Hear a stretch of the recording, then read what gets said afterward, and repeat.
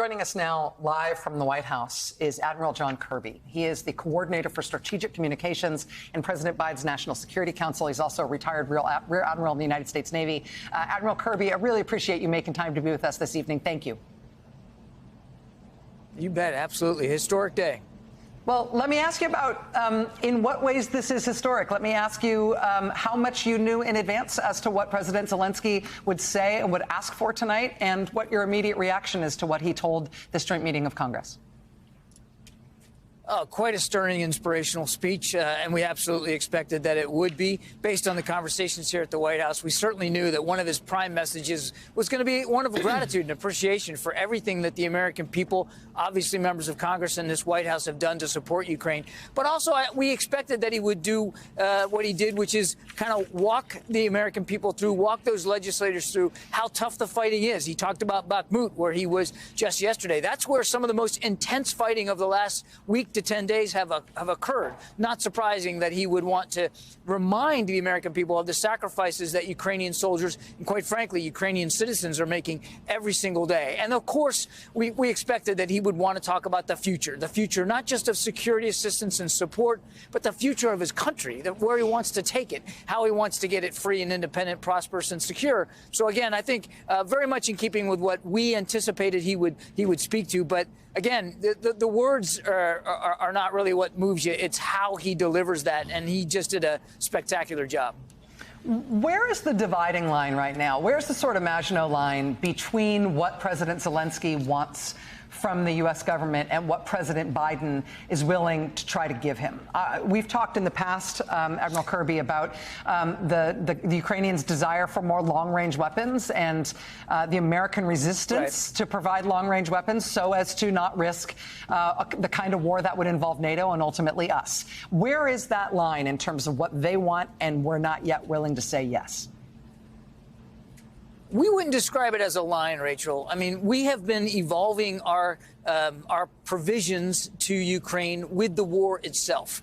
From the very beginning, when Kyiv was under threat, and it was armored columns of tanks moving on the city, everybody was talking about the Javelin anti-tank missile. Then as the fighting moved to the farmlands of the Donbass, which is a lot like Kansas, everybody needed and talked about artillery and HIMARS, and so we provided them. Now, air defense is the critical capability as Putin continues to rain down Iranian drones and cruise missiles on places all over the country, hitting civilian targets. And so today, the president announced that we're going to provide a Patriot battery, advanced air defense system to Ukraine, as well as all the other air defense capabilities. So look, it moves with the fight, as it should be, because this war has evolved over the last 10 months. We don't look at it as a line, red line, or some sort of stoppage here, but we want to make sure that we're giving them what they need to better defend themselves. We also, quite frankly, and Rachel, you alluded to this in your question, but we obviously want to avoid a war with Russia, and we don't want to see this war escalate any more than it already has, because that's not only not good for the Ukrainian people, it's not good for our national security interests or those of our European partners and allies. What can you tell us about what President Zelensky referenced in his speech about a peace summit or a peace initiative? He talked about 10 points that Ukraine is asking for, and he said in his speech that President Biden agrees with this approach. Can you tell us what he's talking about? He is talking about a proposal that he set forth to the G20 here just about a month or so ago. It was endorsed by the G7, which obviously includes the United States. It's 10 principles of sort of what peace should look like in Ukraine. It's not a peace plan necessarily, but it's a formula of principles around which a peace can be formed. And obviously, we all want to see this war end. Obviously, we all want to see Ukraine peaceful again. So, of course, we think that those principles are worth discussing and fleshing out. And now President Biden and President Zelensky have put their two teams to work to go flesh that out, to kind of really mine it for context and detail and see what can be made of that initial document. One of the other things that President Zelensky expressed an interest in is some sort of summit, perhaps maybe in New York City later in the early part of next year to kind of really get international community support for that. Obviously, we'll sort of see where that goes, but we certainly support efforts to bring the international community together to continue to support Ukraine and to try to find a peace here, as President Zelensky has described, which is a just peace for the Ukrainian people. Admiral Sally, good to see you again. Volodymyr Zelensky made a point that we don't need your drivers, we don't need your soldiers, we don't need your pilots, we need your stuff. You will remember many months ago when Poland actually made some sort of an offer like that. Says we'll leave you some planes on a tarmac, you come and take them and you can fly them. That didn't wash with NATO. How far can that go? That was sort of a distinct ask that he made. Give us more stuff, including planes.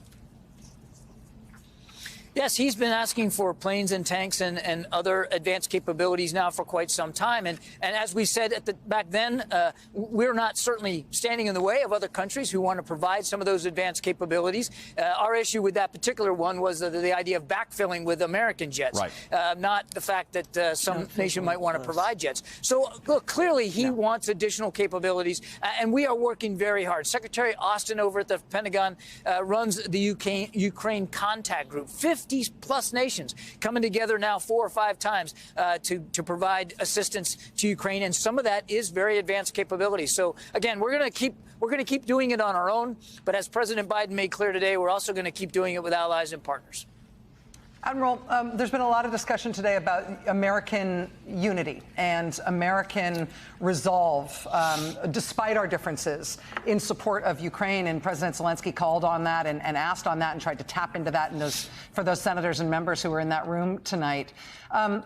Realistically, is there an actual worry among the national security team at the White House that when the Republicans taking over in the House talk about auditing our support for Ukraine, or when some of them indeed today questioned whether or not President Zelensky should be here and should make this address, and whether or not we should, turn off the support to Ukraine, is there realistic concern in national security circles within the administration that Republicans might be able to screw up the support that we've been providing to Ukraine thus far?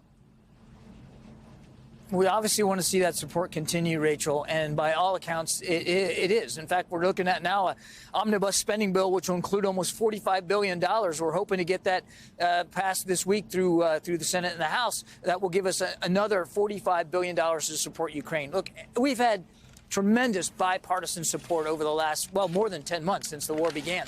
And we fully expect that support will continue, even with a Republican-led House. So yes, there's probably members there that will have issues and raise their concerns. But by and large, when you look, and you could see it tonight. Just look at the chamber tonight. By and large, both sides of the aisle very much support continued support of Ukraine. So we're not overly concerned that support's going to dry up with a Republican-led House. As for oversight, we welcome oversight. We welcome efforts to improve our accountability of the material that we're sending to Ukraine. We ourselves are trying to deliver on that, and certainly we understand and welcome congressional oversight for that as well. Admiral John Kirby, Coordinator for Strategic Communication in the National Security Council. Sir, as always, a real pleasure to have you with us tonight. Thank you. Thank you very much.